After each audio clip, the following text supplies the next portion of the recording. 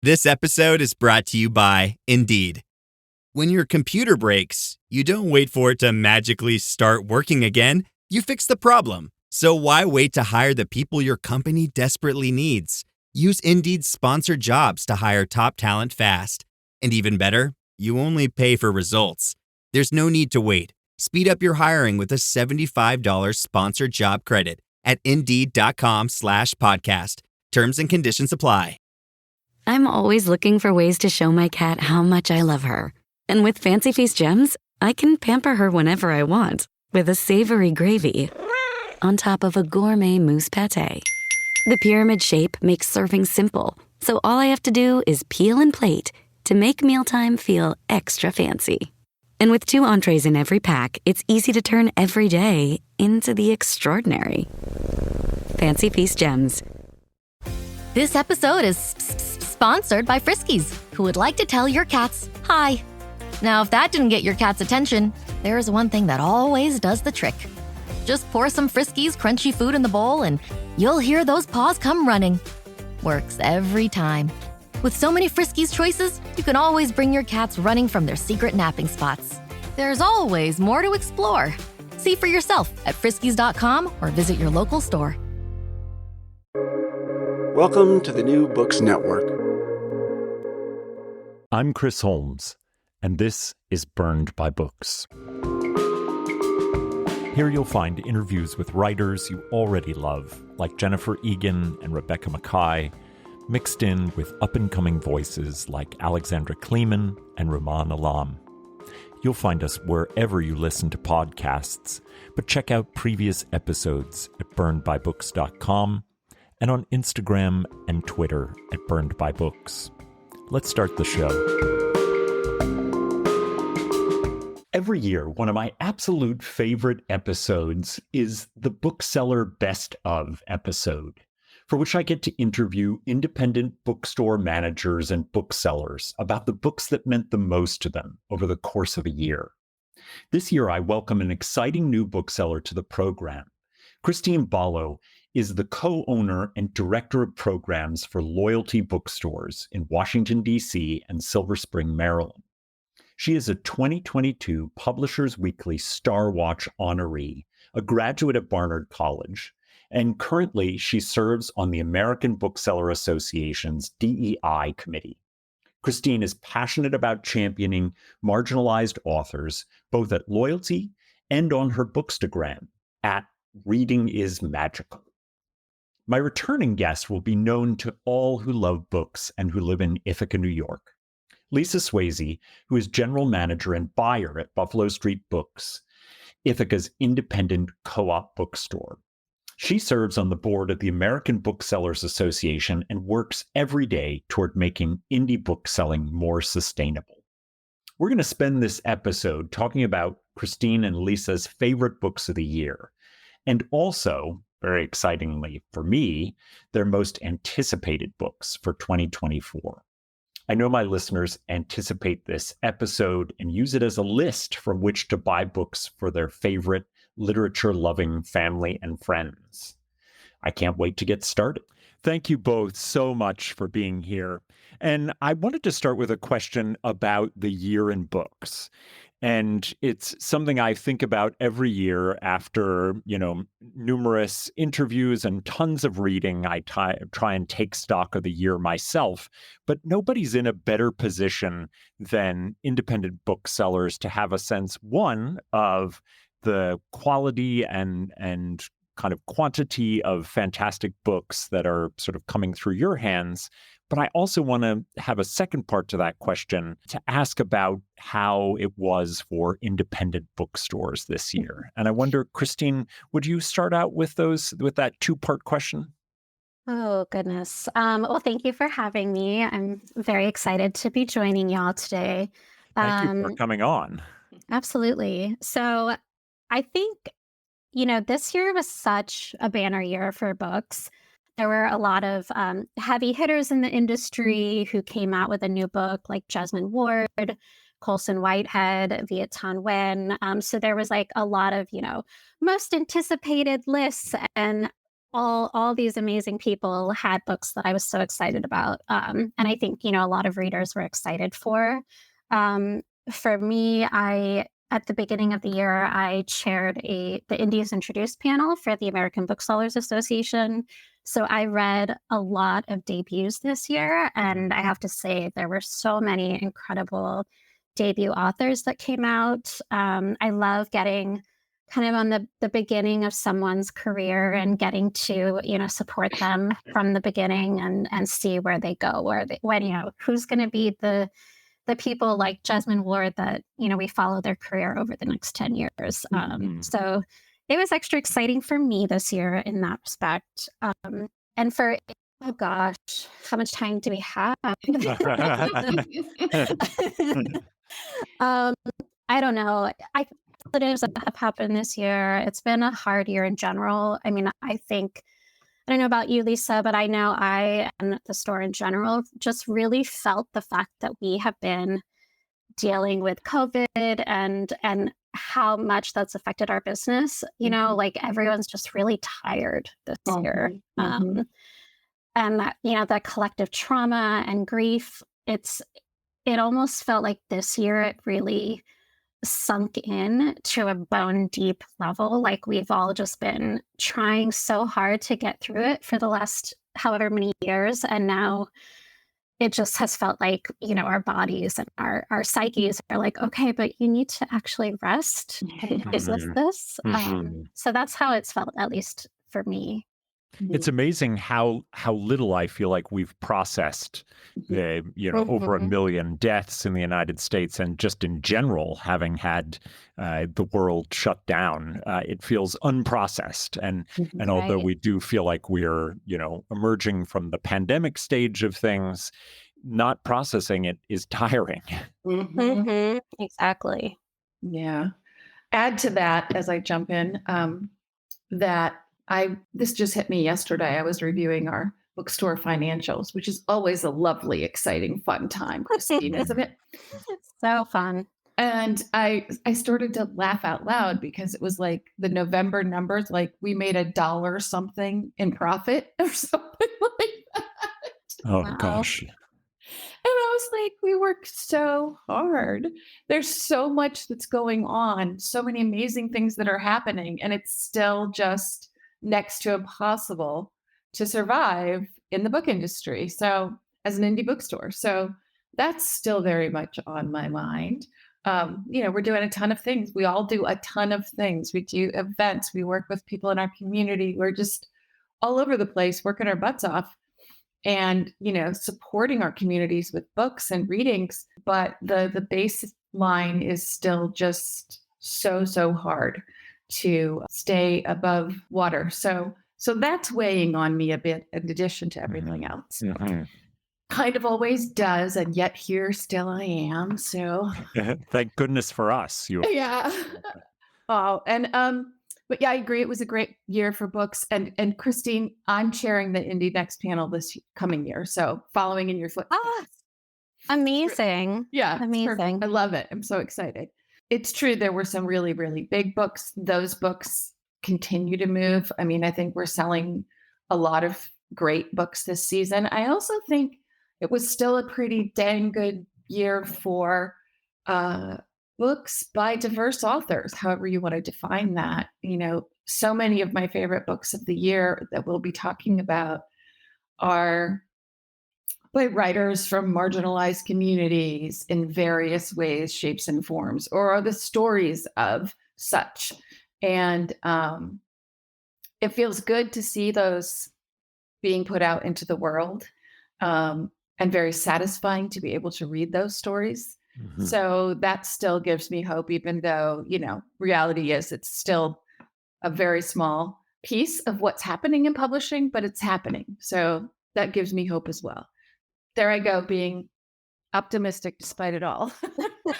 I'm happy to hear a little bit of that optimism, and especially on that topic, which I actually want to come back to in a second. But I've asked you both here today to come with a list of things that really just blew your socks off, made you happy to be booksellers, that you wanted to sort of hand out to anyone who would take it.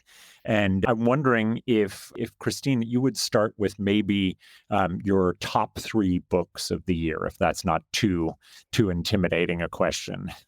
Okay. So I need to put it out there that I'm a Libra.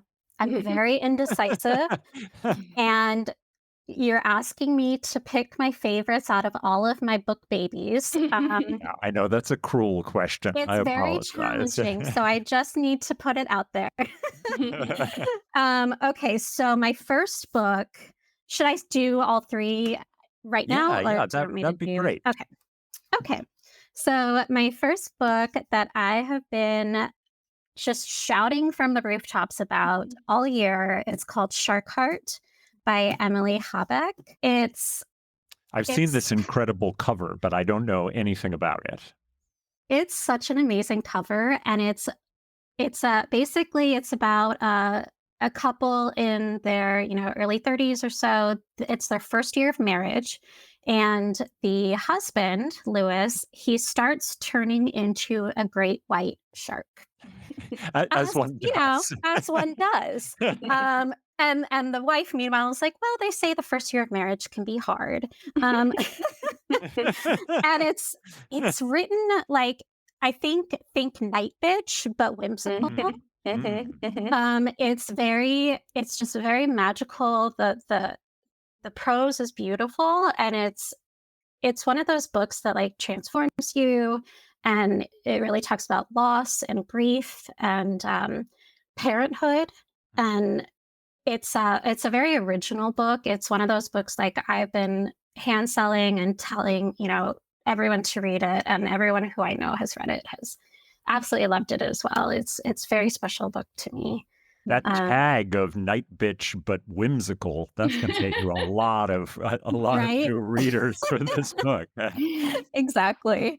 I loved the short story collection When the Hibiscus Falls by Evelina Galang. She's a Filipino author. It's a coffee house press, so small indie press. And it's this incredible short story collection that centers Filipino and Filipino American women. And it really explores sort of the descendants and their ancestors, and like, what does it mean to be an ancestor, or if you're a descendant, kind of acknowledging the fact that you will be an ancestor one day. And it also, I'm realizing all of my books deal with grief and loss. So interesting. But it also deals with like grief and ghosts, and it's just an incredible story collection. That sounds wonderful. And Coffee House Press puts out wonderful things. I think they're a great indie press. I agree. I love them so much. Okay, and then I'll have one more to round out the 3. This book is a totally different direction. It's called Starter Villain by John Scalzi. And it's just a hell of a lot of fun. This guy, he inherits his estranged uncle's villainy business. He doesn't the uncle has an evil lair with a volcano. There's cats that are in upper management. Dolphins that like are trying to form a union, and they say the word fuck a lot. It's just one of those books that's like so fun. If you were one of those people who, and the orcas were like attacking billionaires' yachts. Oh yeah. Like if you were enjoying that and kind of cheering on the orcas, you will love this book. It sounds like the greatest book ever. I'm sad that I don't know it. The Starter Villain, right? It's such a blast. And it really leans into the, James Bond kind of tropes. And it's just, I love John Scalzi. He, I know Lisa, I really focus, most of the books I read are books by authors of color, books by, queer authors. And John Scalzi is like the one white, straight, cis guy, but like I fuck with, you know, like I love him and I will always get excited for anything he reads. Well, I'm excited for this book. I'm gonna make this my first post-Christmas buy for sure. Those are three wonderful books and such an immense variety there with topic and tone. That thanks for that list, Christine. That's such a great three to start us on. Lisa, what were your three? If I'm not asking you to, kill too many darlings with that It's question. very hard. I realized as I was writing these down that like my top 7 or so are all pretty equal. So it is very hard. Oh man! All right. Well, we'll make sure We'll get you to have all of them eventually. we'll have a chance to talk. Yeah. About them. I think I want to talk about Land of Milk and Honey by C. Pam Zhang. This is a book that has just stuck with me. I found it incredibly unique. It's a post-apocalyptic novel where food has become scarce. Nothing is really growing. There's nothing to cook with. And, it posed the question of what does a young chef do now? And the young chef in our story signs on to be the private chef at an exclusive experimental station in Italy owned by a billionaire where the only remaining food growing exists. It's sensuous. It's wild. It's really a love letter to food. And it's a lot about a woman's appetites. And I loved it. I love that book. It's one of my top for the year. Christine, did you read it? I love that book. It's amazing. Completely agree. Yeah. I haven't met too many people who've read it and not, don't talk about it in very extraordinary terms. Yeah. And her first book was so great too. Yeah. I love that too. And she was an Indie's next debut choice for her first book. Right. So there you go, bringing us right back to that again. Oh, amazing. Yeah. And I agree. Everyone who has read it loves it, but I feel like not enough people have read it yet. So that's why I wanted to bring it up. An author I read for the first time this year, even though I've been hearing amazing things about them, is S.A. Cosby. And I hadn't. Oh, yeah. I hadn't. I don't read a lot of the thriller kind of genre, but I actually read this. All the Sinners Bleed was this year's novel. And I read it when I was home with COVID. So I was very focused. I had nothing else to do. And it's such a dark and frightening thriller. It's centered on It's so dark. It's so dark. It's like literal black horror, but it's just so good. It's one of those, like, you marvel at how does an author create a story that is gripping with characters that are crazy but believable, and at the same time manage to weave in so much that tells you about life on Earth today, what our society is dealing with. It always amazes me when that happens. And anyway, this is a book it's a dark thriller about the first Black sheriff in a rural Virginia county. And he's tracking a serial killer. And it just reveals everything about his small town. So can't recommend it highly enough. S.A. Cosby just blew me away more than any mystery I've ever read. And in part, and this is exactly what you were saying, he manages an encyclopedic vision of American society like nothing I've ever read. It's like you could read it as history, right. And read it as political commentary and cultural studies. And he's referencing so much, either explicitly or implicitly. And I think he's a genius. Yeah. Like in the proper sense of that word. Yeah. Yeah. So now to something lighter. The third book I'm going to recommend is Second Chances in Newport Stephen by T.J. Alexander. This is T.J. Alexander's third romance novel that we've carried. They've also been to see us several times. They've been at our book festival the last 2 years, which is great.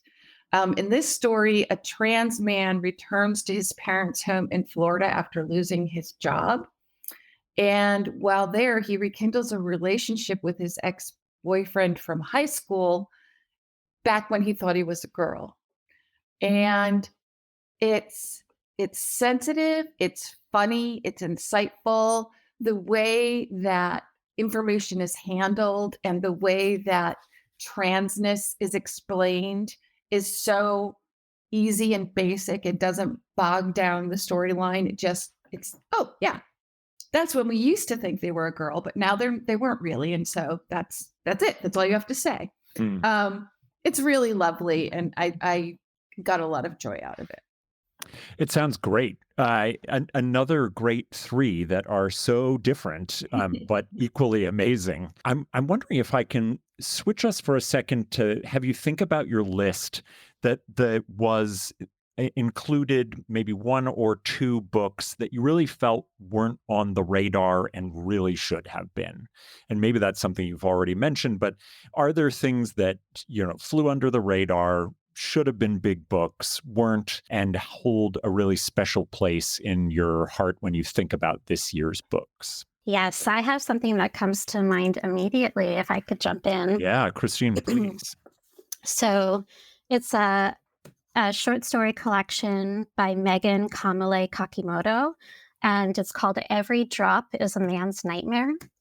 And it's the author is Japanese and Native Hawaiian, and it's all about contemporary Hawaiian life, but it really focuses on the people who live there, the people who are indigenous to Hawaii, not like the very shiny touristy version of Hawaii that is usually seen and celebrated. I think for people who liked Long Live the Tribes of Fatherless Girls or Sabrina and Karina, they would really like this book. My husband's from Hawaii, and I haven't been back since before the pandemic, and reading this book felt like coming home. Like it really just appealed to all of the senses. Like I could smell the flowers. I could feel the salt air like rushing through my hair when I read this book. It's absolutely incredible. I think I am very excited to see what the author comes out with next. And especially debut authors, it's hard to get attention for, and especially Indigenous authors. And I really I would love more people to read this collection. It's absolutely incredible. It sounds wonderful. And that title is a killer, literally. Yeah. Lisa, do you know that one? Yes, but I haven't read it. All right. Well, it'll go on both of our lists. Yeah, exactly. Lisa, what flew under the radar but is really special to you? My cat Freddie loves to be brushed and cuddled. But stirring up his cat allergens meant sneezing and itchy eyes. Then I found Purina One Live Clear. It's cat food that reduced the major allergen and my suffering in as little as 21 days. Now, we feel closer than ever. If you have issues with cat allergens, you really need to try Purina One Live Clear.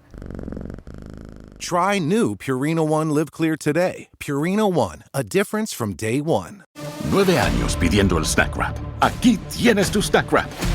¿Tú quieres un Snack Wrap? Toma tu Snack Wrap. ¿Tú también? Toma un Snack Wrap. Snack Wrap, Snack Wrap, Snack Wrap. Volvió el Snack Wrap. Ba-da-ba-ba-ba. This is another hard one for me because, I choose the books for our subscription book club. And I often am trying to pick not the book that everyone expects.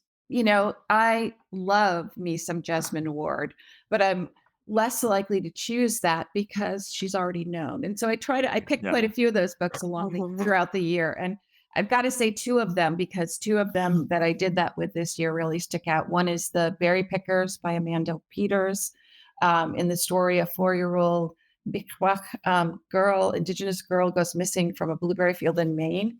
Her family is migrant workers working there, and they've done that year after year.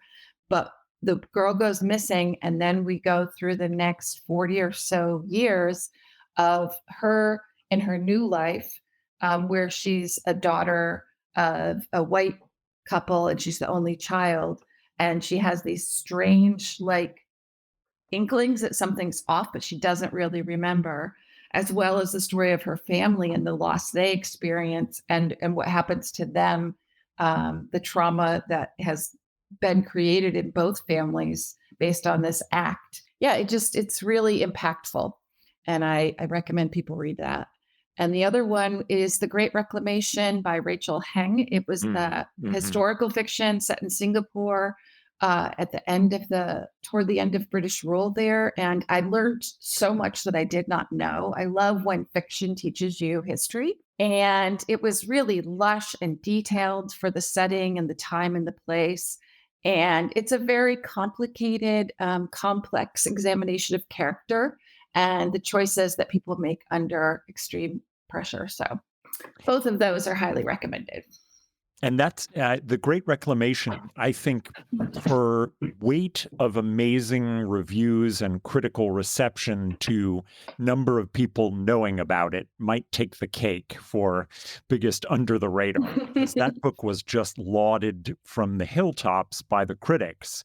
But other than you, I don't know anybody else who's read it. I thought it was amazing. Christine, did you come across The Great Reclamation? I went to like a pre-publication bookseller event, a virtual event with the author about the book. And I'm so glad you mentioned it, Lisa, because it's been on my radar, but I haven't read it yet. So I'm definitely going to read that over the holidays. And I also did love The Berry Pickers as well. I think they're going to both also be excellent books for like book clubs in the coming years, because there's just a lot to talk about. So it'll be fun as they come out in paperback. Maybe they'll get more attention then. Yeah, I want to come to the Berry Pickers book club. That's going to be a great discussion. I think. You can help lead it, Chris. Okay. Okay.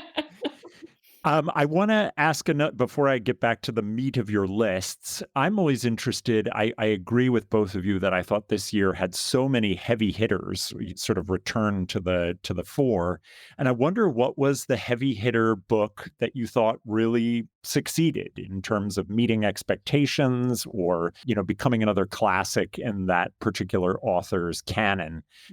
Maybe your answer is none, but perhaps each of you had one that it delivered in the way that the anticipation you would have imagined. I think there's a couple. It's Lisa. I'll just jump in again. I won't tell a lot about each of them, but Anne Patchett with Tom Lake. It was just, it's an instant classic in my mind. It's just a beautiful book. And it reminded me of some of her very earliest work, which is when I first fell in love with her. I think I liked it better than a lot of recent ones. So that's one. James McBride, The Heaven and Earth Grocery Store. That was really good. And of course, Jesmyn Ward's book is amazing. What about you, Christine?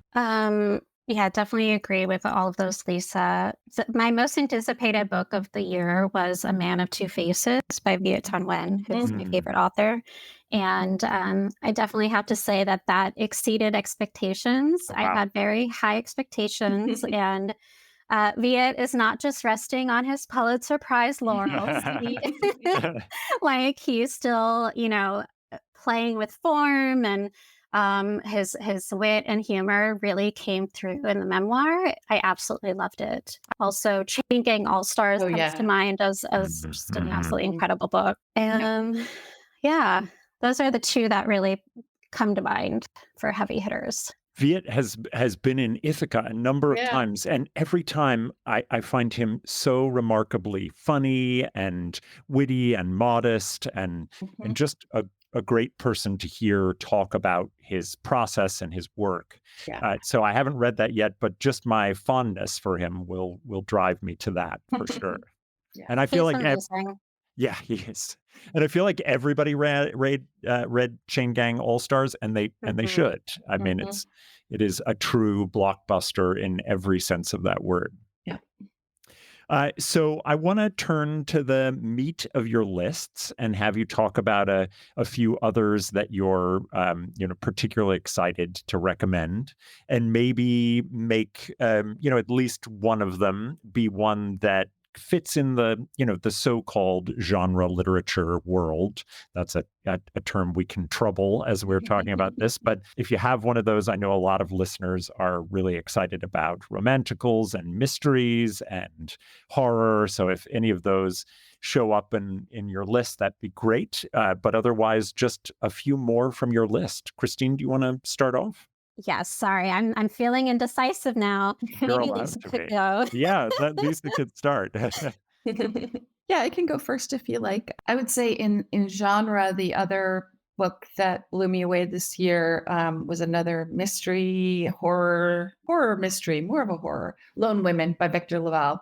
It was just such a great, expansive book about a woman with a disturbing past who takes her large trunk and moves to a homestead in Montana. And when the trunk is opened, horrors are unleashed. And so are all of her emotional wounds brought back to the surface. And I loved the storytelling, but that I loved the women characters and the way that ultimately this is a story about how women take care of each other. That's pretty cool. That book blew me away. I love Victor Laval and think he's another one of those people on the genius list for me. But boy, that book got under my skin. It was so eerie and wonderful. And as soon as that trunk starts like bouncing around and moaning, you're like, this is bad. This is not going to go well. Yeah. Two other books I'd love to highlight, both have sort of local connections for us here in Ithaca. One is by my friend and former bookseller at Buffalo Street Books, Kate Doyle, whose debut short story collection is called I Meant It Once.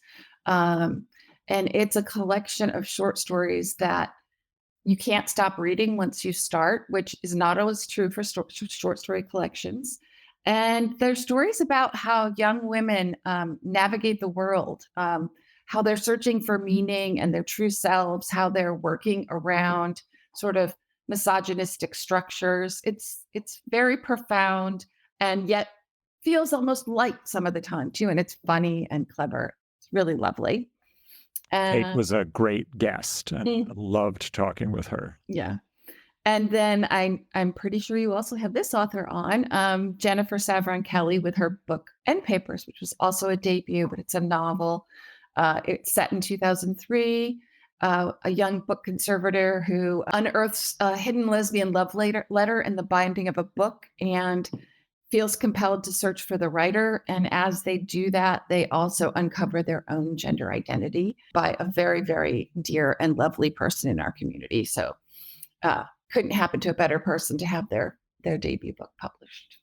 Yeah, I'm gonna have Jen on in February. Actually, there you go. That book has been getting, I think, wonderful attention and responses all over the place. So it's now out in paperback just in time for holiday giving. So there you go. Ooh, thanks for going first, Lisa. I needed a moment. I absolutely loved Lucky Red, which is a queer Western. It's very reminiscent of like Westworld or Deadwood, but it focuses on the women who are in the brothel. It's the main character is super messy. You just want to be like, why are you doing this?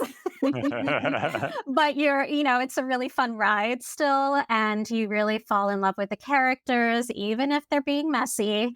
It's super queer. It's a very cinematic book. Like you can just really picture the whole thing as you're reading it. It's such a great twist and reinvention of the Western genre. So I absolutely recommend that one as well. I love that too. Oh, I'm excited for that one. The Westworld connection sounds really fantastic. Yeah. It was just like a good, fun read too. Farm brawls and everything. Exactly. And then I have one that's a graphic novel by Filipino author. Oh gosh, I am blanking on the author's name, but the graphic novel is called Man in the Macintosh Suit. And it's set in the 1920s. It's a Filipino migrant worker in California, and Filipino farm worker. And so he gets this mysterious letter from his wife and goes to San Francisco to try to find her, and gets like, it's sort of this take on a detective noir mystery. And, but, coming from the perspective of Filipino immigrants, it's really engaging, and the artwork's really cool. I really liked that book, and I haven't seen anyone else really talking about that one. So I think if you like graphic novels, it's definitely a good one to pick up, or like the kind of noir style. Yeah, and I don't know too many graphic novels that are in noir style. Yeah, same. I think that was the first one I've ever read in that kind of style. That's really exciting. I wonder, Christine, before you mentioned having, consumed an extraordinary number of debuts, many of which you really liked. And I wonder if the two of you had a sense of maybe one or two debut authors that you thought, this is a person who I'm going to be paying attention to and is going to, explode out of the gate and have big things coming forward. Definitely the Hawaiian short story collection I mentioned before. Okay. Remind me the Megan author. Kakimoto. Megan Kamale Kakimoto. Okay, great. I'm just really excited for her career. I think she's going to have a long, lovely career. I'm excited to follow. I mean, honestly, it's probably Kate. You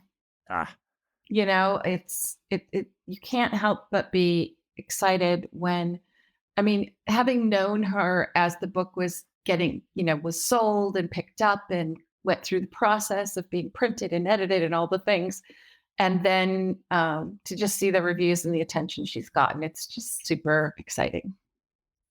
What of the books that it doesn't have to be one that you're necessarily excited about, but what was the book that flew off the shelves for you at your stores? And, that maybe it was a surprise, maybe it was like, oh, of course this one's going to fly off the shelves, but I'm interested in what actually maybe made some money in the book world. For us, we definitely like a lot of, genres at Loyalty, and we have an amazing frontline bookseller, Charday, who is extremely passionate about Black love and Black romance. And I swear, she has just single-handedly sold through all of our romance books.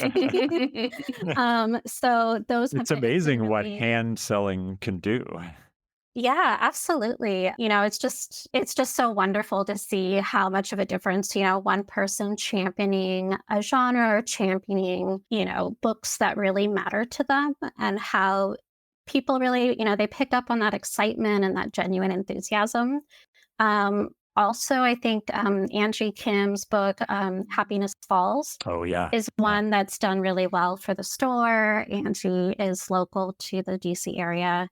And she's just someone that we all genuinely like and care about. And it's even better when the people you like are amazing authors. And that's been a book that's just, we sell it consistently. It's on, our holiday gift guide list. And it's a book that you could get for a lot of people in your life who would really like it. Angie was one of my favorite guests of the year. So smart, so interesting. Fabulous. So great to talk to about craft and all the substance that goes into her thinking about her books. I really enjoyed her. Christine, when you got talking about hand selling, my brain went in a completely different direction, but this won't surprise Chris because I've already been recommending this book. The ultimate hand sold book this year at the store has to be the young adult graphic novel, The Princess and the Grilled Cheese Sandwich, which Lisa sold directly to me. And it's funny because it first came to my attention because at the ABA's Children's Institute this summer, there was a line a mile long to get this book and meet the author. And I didn't wait in line, and I was like, I am getting that book to see, what it's all about. Brought it back, and I think at least 4 booksellers have read it, and we've all been recommending it. And it's just a very It's sweet, it's funny, the drawings are clever, and it's about a young princess who can't become the leader of her kingdom, so she disguises herself as a prince and goes to another kingdom and falls in love with the princess there. And they all love grilled cheese sandwiches. And in terms of books that have just sold really well, I mean, we had Zadie Smith at Cornell this year, so The Fraud, between that event and just everything before and after, has been selling really, really well for us. That's a big top seller for us this year. And hearing Zadie read and doing all the voices, I felt like she sold a book to every person in that room, whether they knew who she was or not. She just absolutely clobbered that reading. And I think sometimes an author just really putting on a show with their reading can sell some big time books. Not that Zadie needed any help selling books. She'll be fine. So I want to turn to the books that you are anticipating in the coming year.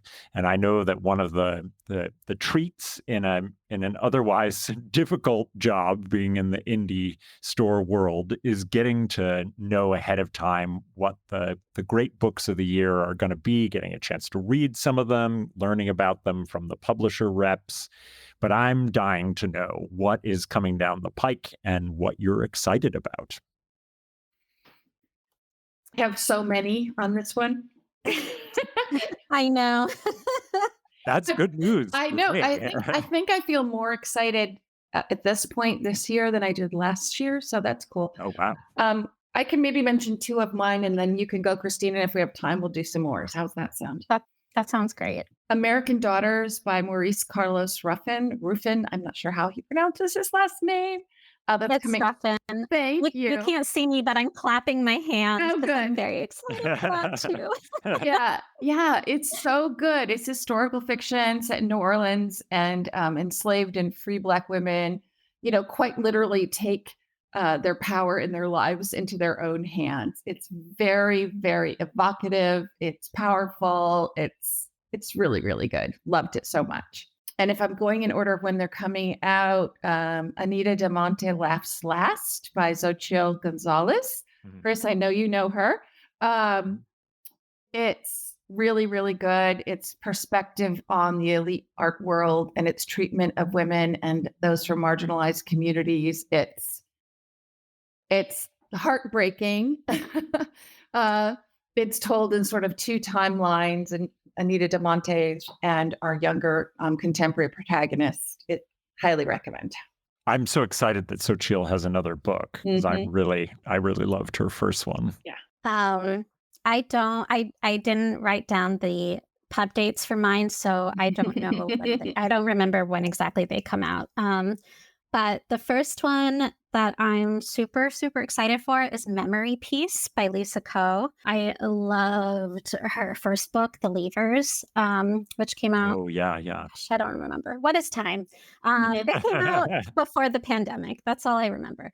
It's about 3 Asian American women and their friendship, starting from their teens to late adulthood. I think it starts in the 80s and goes until like 2040.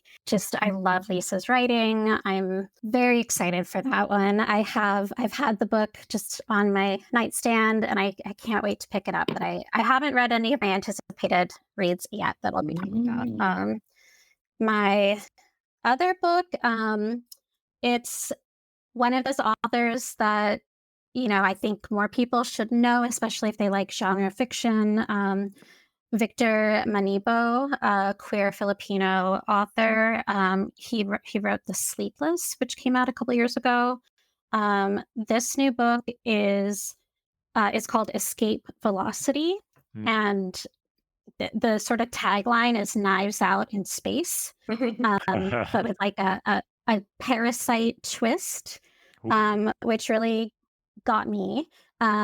He writes like kind of propulsive sci-fi thrillers that have sort of a literary quality to it. And yeah, like I said, he's queer, he's Filipino. I am also queer Filipino, so I'm naturally drawn to those authors and books and want to support them. And I really loved his first book, so I can't wait to read this next one. Parasite Twist sounds like a horrible dance move, but that's a book that sounds right up my alley. I'm excited for Escape Velocity. Would you each want to offer one more anticipated book before we sort of close things out?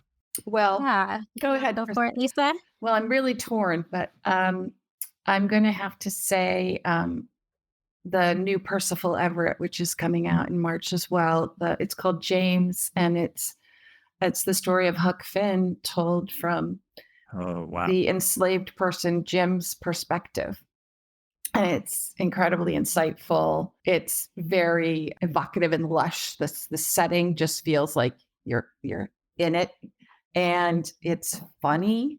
It's really it made me. I've heard great things about Percival Everett forever and had never read any. So now I've got to go read everything kick after that one. So I'm really excited about that. And have you seen that the adaptation of Erasure is getting incredible reviews? Yes. So I'm excited to watch that. I think it's called American Fiction. Mm-hmm. Great. Yeah, that sounds great. My last book to talk about is a romance called Looking for a Sign by Susie Dumond. She wrote Queerly Beloved, which came out a couple of years ago. Yeah. It's about a newly single woman. I think she's in 29, 30, like right on the cusp of a big transitional period. And she sees this, like a psychic or an astronomer or something, and inspired from that, she decides to date from someone who is every zodiac sign. and it's kind of like a little mystery component too, because it's a romance, but you don't know who she's going to end up with. Is she going to be with a Leo or a Sagittarius or who knows? And it just Susie writes like just such uplifting, queer, joyful queer books. And I'm very excited for this one. It just looks like a lot of fun. And I'm definitely one of those, like, I like to look up my horoscopes. So I think it'll just be a fun read for anyone who's a horoscope girly. Yeah. My college students are going to go nuts for that book. That's going to be a top seller for sure. Well, it's been such a pleasure to talk with both of you about the state of books this year and things you're anticipating coming up. I know that for folks in the DC area, you probably already know loyalty bookstores, but you should seek them out otherwise and try and find Christine to hand sell you some of their favorites. And for those in Ithaca, Buffalo Street Books is our local independent cooperative bookstore, and Lisa will be there to greet you and give you her top 100 favorite books.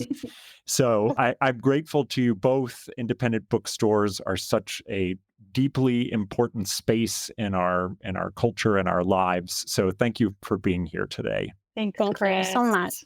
It's a pleasure. And yes. I will be putting the entire lists from both Christine and Lisa up on the website. So you will have a chance to do a little bit of pre-holiday shopping. If you've got some last-minute books to select, you will want to check this list out. So thank you so much.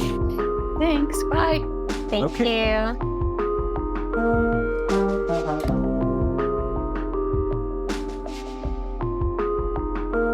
Well, that's all from me for now. My thanks to Christine Ballo and Lisa Swayze for coming on the annual Booksellers Best-Of episode to discuss their top books of the year and most anticipated for 2024. You'll find their complete lists of recommended books at the website, burnedbybooks.com. There you'll find all of our previous episodes, links to buy a podcast t-shirt, and ways to get in contact. As you listen, take a moment to rate the show on iTunes, Spotify, or wherever you find your podcasts. Until next time, this has been Burned by Books.